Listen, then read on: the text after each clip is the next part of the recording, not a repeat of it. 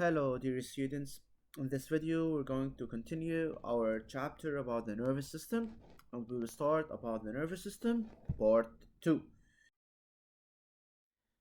Let's have a quick revision about the notes that we have started before. You have to know that that group of nerve fibers, they represent a neuron, group of neurons, they give a nerve, and group of nerves, they compose what's known by the nervous system. Also, let's have revision about the different types of neurons. They are classified according to their function, according to their structure. According to their structure, you have a unipolar neuron, T-shaped neuron. We have the bipolar neuron, and we have the multipolar neuron having many dendrites and only one axon. According to their function, we have the sensory neuron, it's called the afferent. It receives the information and receives the message and conduct the information, which is sensory one, from the peripheral nervous or peripheral sensory organ to the central nervous system toward the brain or the spinal cord. Associative neuron, anterior neuron, it receives nervous message from the sensory neuron, it integrated, analyze it, and then it carries the message toward the motor neuron. So this one, it's like a link. Mainly it's found inside the brain and the spinal cord. Number 3, the third type of neuron according to their function, it's the motor neuron. It's called the efferent. It carries the message away from the central nervous system toward the effector organ, whether a muscle or a gland, and this will induce a response. So here, as you see, the efferent neuron, it carries the message from the organ, from the sensory organ toward the central nervous system, the brain and the spinal cord, and the efferent, it carries it from the central nervous system toward the effector organ, whether a muscle or a gland. This is called efferent or motor neuron. In between, we have the interneuron, as I said, it's called associative neuron. It's like a link between the sensory and the motor. Between the link is found in the brain and the spinal cord only. Actions, they are two types. We have actions that require thinking and actions that does not require thinking. Actions that require thinking, they require the intervention of the brain and the spinal cord, whereas action that doesn't require thinking, the action that doesn't require thinking, it also doesn't require the intervention of the brain. Action that require thinking, that we need to think before we act them, is called voluntary actions, whereas those that do not need the thinking or the intervention of the brain, they are called involuntary actions, and they are called reflexes from now on. Reflexes, this is the word here. Factors that affect the speed of propagation of a nervous message in a nerve fiber. We have the diameter. As the diameter increases, the speed of propagation of the nervous message increases. This is the first factor. We have the myelination. So the presence of myelin has higher effect on increasing the speed of the propagation of the nervous message than that of the diameter, because it will move, the message will move in a saltatory manner, with jumping like this, and the nodes of Ranvier, if you remember, he's the gaps here between the myelin is called nodes of propagation of the message. As I said, it moves in a saltatory manner, in a jumping manner. It's called saltatory. So myelin is an insulator, so it doesn't conduct a nervous message. So the message will jump the myelin like shown in this diagram. So here, the propagation of the nervous message will be in a saltatory manner, a jumping manner. So let's start with some experiments. Aim of the following experiments is to study the state of a neuron at rest, and to be more specific, the electrical state. Here we have in experiment 1, we have the voltmeter. This voltmeter is connected to the external sides, as you see here, external sides of the axon of the nerve fiber. The needle of the voltmeter did not deviate from zero, so it shows 0 millivolt delta V. So what does this imply? This means that there is no potential difference delta V. There is no potential difference across the surface of the axon, or there is no potential at all at the surface of the axon. So at the surface, both needles, they are placed at the surface of the axon, and this axon is placed in a physiological solution. So both of them, they are placed on the surface as seen in this figure. So both of them, they are placed on the surface. Potential difference delta V, it's equal to 0 millivolt. What does this indicate? This indicates that there is no potential difference across the surface of the axon, or you can say there is no potential at all at the surface of the axon. Experiment 2, the needle of the voltmeter did not deviate from zero also in the second experiment. Second experiment was the difference between the first and the second. The first experiment, both needles, they are placed on the surface of the axon, here on the surface of the axon. But here in experiment 2, both of them, they are placed across the surface of the axon. Here there is no potential difference at all. Moving for experiment 3. In experiment 3, what do we have? Also, we have an axon, nerve fiber, and we have the needles of the voltmeter. One of them, here the difference, one of them is placed on the surface of the axon, and the second in the internal or the inner side of the axon. So here, the potential difference deviates to decrease to minus 70 millivolt as shown here. So the needle of the voltmeter, as seen here, the needle deviates away from zero, and it shows a drop in the delta V in the potential difference. Delta V is the potential difference to minus 70 millivolts. What can we deduce? We can deduce from this experiment, first one, a neuron at rest, meaning that without any stimulation, there exists a potential difference, which is delta V, between the interior and the exterior of the nerve fiber. Pay attention, these at rest without any stimulation, without any excitation.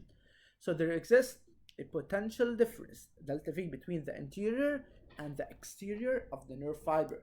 Since when we place the needles of the voltmeter, one on the internal side and the second on the external side, or in the interior and the exterior of the nerve fiber, delta V deviates from 0 toward minus 70 millivolt. So the nerve fiber at rest is said to be polarized, meaning that it's negatively charged.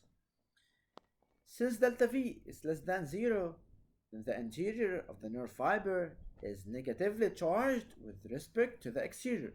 This is the first two conclusions. So these two conclusions, you have to know them, that the neuron at rest, it has a potential difference that's not equal to 0, it's equal to minus 70 millivolt. At rest, the nerve fiber is said to be polarized, meaning that it's negatively charged. Since delta V is less than 0, so the interior of the nerve fiber is negatively charged with respect to the exterior. You have to know as a note here that the resting potential is the potential difference between the interior and the exterior of the nerve fiber where at rest. That's why it's called the resting potential.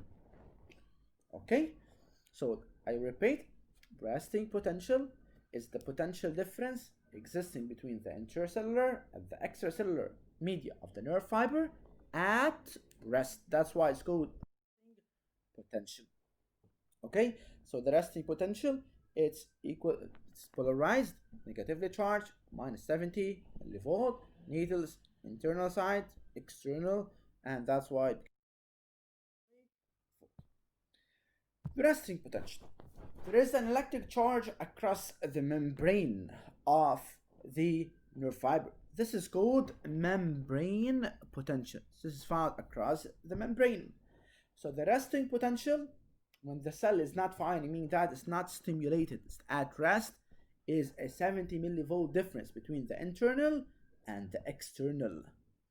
So the resting potential, from now on, the resting potential of a neuron is equal to minus 70.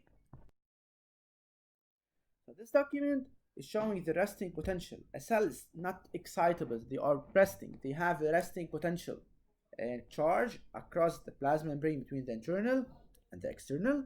The value of the resting potential varies, but it's about minus 70 millivolts. So here, resting potential, as you note, may range between minus 5 to minus 90, depending on the species and the nature of the nerve. Let's move now to the ions and the resting potential. Why do we have resting potential is equal to minus 70 millivolt? Why? It's negatively charged. Ions, they are electrically charged molecules. For example, sodium is a cation, an A+, charge positive. Potassium, K+. Chloride ion, Cl-. The resting potential exists because ions are more concentrated on different sides of the membrane. Since we have Na+ and Cl-, they are outside the cell, while K+ and other organic anions, they are found inside. So the concentration of Na+ outside the cell, this is the cytosol, meaning that inside the cell, in the plasma membrane, and the extracellular fluid outside. The concentration of Na+ outside the cell is 10 times greater than that inside the cell. If you see here, concentration of Na+, it's 150 millimolar, while that in the cytosol it's 15. So in the extracellular it's times 10. Concentration of K+, it's 150, while in the extracellular it's 5, about 30 times. Concentration of Cl- in the extracellular it's 120, while in the cytosol it's 10, so it's times 12. Okay, so what is the origin of the resting potential? Why do we have resting potential? Why it's equal to minus 70 millivolt? First of all, differences in the ionic distribution between the intracellular and the extracellular. We have difference, as we see before in the previous slide, that we have difference in the concentration of Na+, of K+, and Cl- between the intracellular and the extracellular. Number two, we have differences in the membrane permeability to different ions. So it's more permeable, allows the entrance of potassium ions more than that of the sodium ions. This will lead to the electric current across the membrane, which will be the origin of the potential difference. So here, 3 Na+, they are picked from the cytosol toward the cell, and these 3 Na+ will move outside to the extracellular fluid, and 2K+. So here we have 3+, here we have 2+. So we lose 1+ here. 2K+ are pumped in the cytosol, while others, they are moved toward the extracellular fluid. So here, membrane is more permeable. It's more permeable, meaning that it allows the passage of K+ more than Na+. Thus, the inside of the cell will be more negative. So the inside of the cell will become more negative due to the difference in the permeability for the different ions obtained. That's why we have the potential difference, which is equal to minus 70 millivolt. How it's maintained? Due to differences in the membrane permeability to sodium and potassium. Selective permeability, it allows the entrance of K+ more than that of Na+. So it's selective. It selects more K+ than that of Na+. Due to the differences in the ionic distribution between the intracellular and the extracellular, and also due to the action of the sodium potassium pump. It's called Na plus K plus pump. Okay, this is like a pump which allows the fusion of potassium and sodium ions. So to keep in mind, we have some notes, you have to know them. First of all, what the meaning of an excitable neuron? From its name, excitable, a neuron that is able to respond to an effective stimulus. It's called excitable neuron. So a neuron that's able to respond to stimulation. This stimulation should be effective one. So whenever it's excited, it can do a reaction. So it's called excitable neuron. Action potential. Action potential is the term given to the electrical visualization of the response of the neuron. For example, let's give you an example about the action potential, and this will be explained more in details in the coming videos. So action potential, for example, in the cardiogram, electrocardiogram, you see, for example, the heartbeat is going to be like this. Okay, so these are the action potential. Whenever it's be like this, there is no action potential, meaning that you are dead. Also, some notes about the threshold of excitation. Threshold of excitation is the minimum intensity that is able to stimulate a receptor or may not emit a nervous message or a nervous impulse. Below this intensity, there is no response.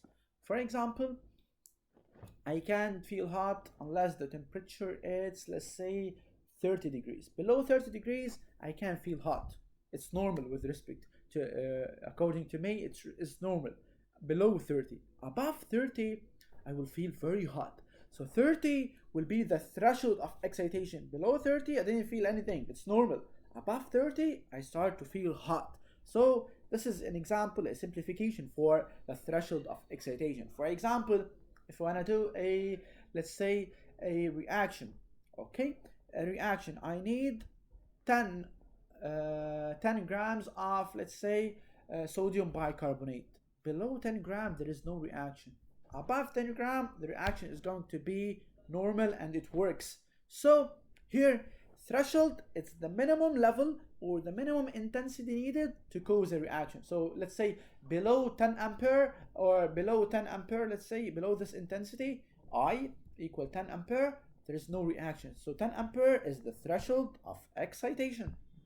Moving now to upon excitation, we have a change in the potential difference between the interior and the exterior of the nerve fiber. And this should reach the threshold of depolarization in order to initiate an action potential. Threshold of depolarization. What the meaning of threshold? These you have to study them. So at the minimum change in the potential difference that should be reached in the nerve fiber to create an action potential. This is the threshold. I repeat, threshold of depolarization. Depolarization is the minimum change in the potential difference that should be reached. Potential difference delta V to create an action potential. So depolarization, polarization, negativity. Depolarization, moving away from the negativity. So moving toward the positive. Also, to keep in mind, you have to know the minimum time of excitation. Minimum time is the minimum time during which an effective stimulus should be applied in order to excite a neuron. So at rest, the resting potential, as we said before, is equal to minus 20 millivolt. Upon application of intensity I1, I1 is less than the threshold, it's less than the minimum value to cause an action potential. So here there is no change in the potential difference as nothing occurred. So this stimulus is said to be ineffective one. Why? Because it doesn't cause the appearance of the action potential. So in the second experiment, we have application of stimulus of intensity I2. I2, here it's greater than I1, as you see here, but it's less than the threshold of excitation.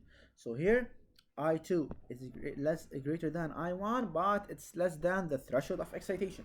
Here we have a decrease in the negativity. We're moving toward the positive. So it becomes greater than minus 70. This is called artifact, but it's still less than the threshold of depolarization. So slight change in the potential difference is called slight depolarization. Depolarization means that decrease in the negativity is called hypopolarization. Hypo means that decrease.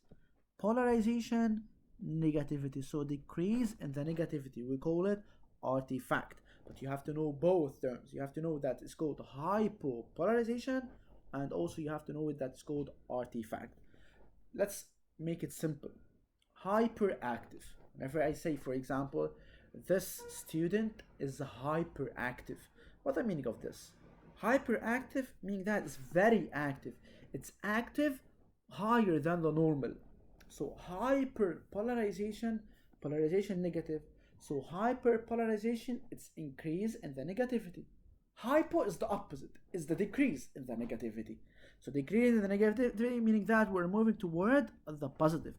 But here we didn't reach the threshold of depolarization. So this will go back to the normal level normally and very fast. So this stimulus is said to be ineffective because it doesn't cause the appearance of the action potential. So here there is no AP action potential. Okay. Moving to the experiment number 3. In experiment 3, we are talking about the intensity I3. I3 here is greater than I2, so sure it's going to be greater than I1. So I3 greater than I2, greater than I1. But the new here, the intensity I3, it's greater than or equal the threshold of excitation. So after applying I3, the intensity I3, we have a decrease in the negativity. So we're going to move to the positive. So we moved from minus 70 to plus 50. So here, minus 70 to the 0, if you want to calculate it as math. So minus 70 to 0, we move to 70 millivolt. Then from 0 to 50, it's 50 millivolt. So 50 plus 70 is equal to 120 millivolt. So here, this is called the action potential. So this is the action potential AP. So we have an action potential. And this can be explained that intensity I3 is called effective stimulation. Okay, also it has another name. We're going to discover this later. So this is the figure. We have stimulating electrodes, S electrodes, positive and negative. We have recording electrode that's connected to the oscilloscope, and we have the reference electrode, B, and this is the recording on the oscilloscope that shows an action potential AP. So upon application of the stimulus intensity I3 greater than or equal the threshold of excitation, there is a change in the potential difference that reaches the threshold of depolarization. So a response or an action potential of amplitude 120 millivolt was recorded. Why 120? It moved from minus 70 to 50 millivolt. So minus 70 to 0, it's 70. Plus 50 millivolt is equal to 120 millivolt. So the stimulus is said to be effective one. Effective, why? Because it causes the appearance of the action potential and is said to be the threshold of excitation. So from now on, the first stimulus that causes the appearance of an action potential is said to be the threshold of excitation. Upon application of stimulus I4, I4 is greater than I3. Also, it's greater than or equal the threshold of depolarization. And we have an action potential. This action potential has the same amplitude. So here, a change in the potential difference occurred that reaches the threshold of depolarization. The same response was recorded. So the stimulus intensity I4 is said to be effective. Okay, so this graph, action potential in a nerve fiber. We have different phases. Number 1 is at minus 70 millivolt. It's called the resting potential. Number 2, this is moving away from the negativity toward the positive. They're decreasing in the negativity, meaning that hypopolarization or artifact. Number 3, we're moving toward the positive, decreasing in the negativity. It's called depolarization. Number 4, we're going to move from the positive toward the negative. So it's called inversion of polarity. Number 5, we have repolarization. We're going back toward the negative. Number 6, we moved to the resting potential, and even less than, we moved to the minus, let's say minus 80 here. It says hyperpolarization. And number 7, here we're going back to the normal state. Going back to the normal state. So number 1, the phases of the action potential, resting potential. Number 2, hypopolarization is called the artifact. Number 3, depolarization. Number 4, inversion of polarity. Number 5, repolarization. Number 6, hyperpolarization. And number 7, returning to the resting potential. This figure describes all the phases of the action potential inside the nerve fiber. So we have 7 different phases. Resting potential. Number 2, hyperpolarization when it increases toward the positive. Depolarization when it moves toward the action potential of 120 millivolt. Inversion, this is at the top, we move from the positive toward the negative. Repolarization, going back to the negative. Returning back to the polarity, returning to the polarization, to the negativity. Hyperpolarization, and finally returning to the resting potential. Okay, thank you. Bye bye.